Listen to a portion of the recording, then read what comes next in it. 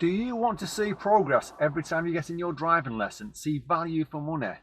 Well, stay tuned and we're going to cover that.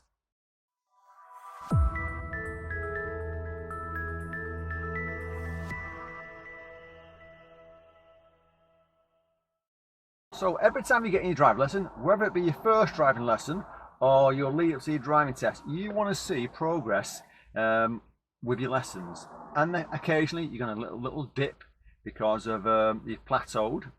But 9 times out of 10, you should be able to see your progress, whether it be the first lesson, so you're moving off and starting and stopping, using your clutch control and steering and left turns and right turns, the first few lessons. So every time you get in the car, there should be progress. So what you've got to do is say, right, what can I do to prepare for that lesson?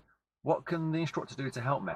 Well, first thing they're probably going to be doing is, your instructor's probably going to have something like this. But what I use is a recording sheet for recording what's happening in the lesson. And we mark it and we give it scores of, and we put little comments on it. And you'll get a copy, they'll get a copy. So when the next lesson comes along, you can pull out the sheet and you can refer back to it so that you've not forgotten where you left the last lesson.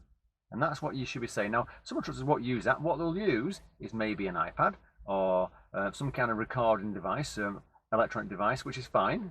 There's nothing wrong with using them. It's the same idea, same principle behind it.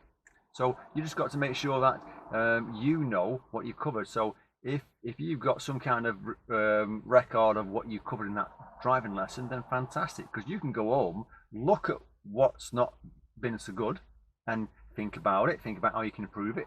You can watch videos on them areas. So just say, for instance, your first few lessons, you're stalling all the time, so watch a couple of videos on how to control the clutch, how to move off safely.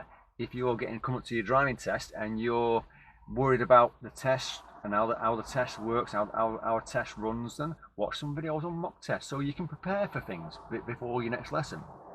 And that's one of the things you want to do.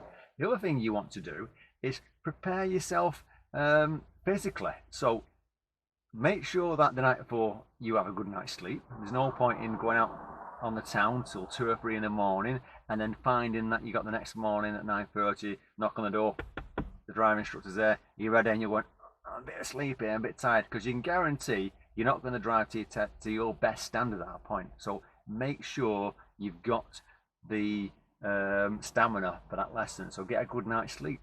And the other thing also would be food and drink. I was talking to a pupil the other day, one of my students, and they don't eat in the morning till dinner time. And that surprised me, because I have my breakfast every morning, but everyone's different. But you've got to say to yourself, I just need to kind of get something inside me. That's what I normally have. So have some food, have some drink, water.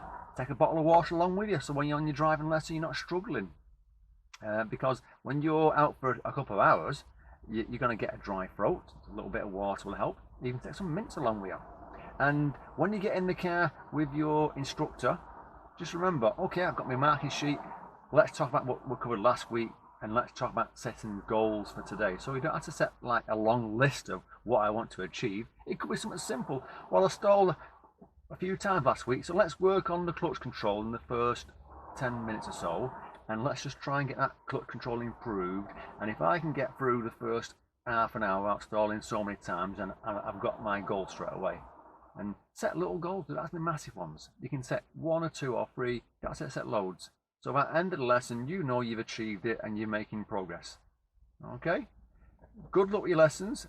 If you have got your test coming up, definitely good luck with that, and let us know how you get on. Take care.